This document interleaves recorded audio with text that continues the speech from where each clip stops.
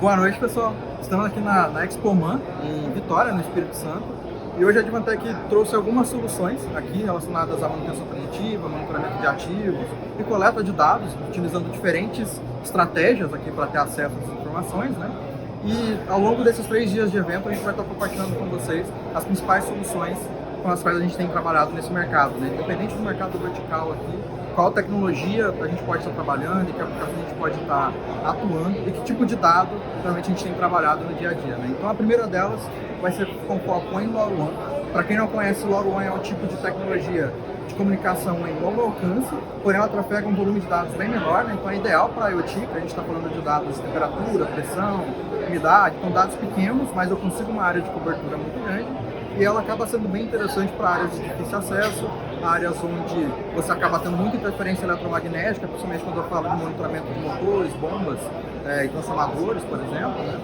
E para esse tipo de aplicação, o que a Advantech tem trabalhado hoje em dia são os módulos para coleta de dados de forma universal, digamos assim, né? Então aqui é o WISE 4610, que é um módulo I/O modular. Então, ou seja, essa parte inferior aqui azul, ela é removível, você consegue ajustar para o tipo de aplicação que você estiver trabalhando, e a gente consegue trabalhar com coleta de dados analógicos, digital e serial, utilizando a comunicação via Modbus RTU. Já aqui do lado direito, a gente tem o WISE 2410, que é um sensor bem compacto, focado no monitoramento de vibração e temperatura, né? Então, se vocês olharem aqui, ele tem uma base que pode ser magnética, metálica ou para rosquear, mesmo no motor.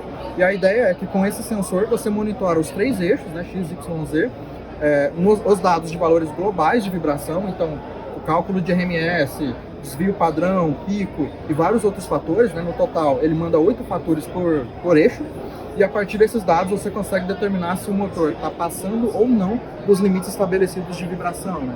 Um ponto interessante desse cara é, o valor global ele te dá uma dica do que aconteceu ali no motor, se ele passou ou não daquele limite pré-estabelecido pela ISO, por exemplo. Mas depois você consegue solicitar, através do gateway, LoRaWAN, solicita ao nó para que ele retribua para você com um pacote contendo a FFT. Que aí é um pacote mais completo, onde você consegue entrar nas minúcias do dado coletado e fazer análise de harmônicos e outras características que acabam sendo mais detalhadas e te dão informações mais aprofundadas sobre o estado de saúde do motor, por exemplo, que a gente estaria monitorando.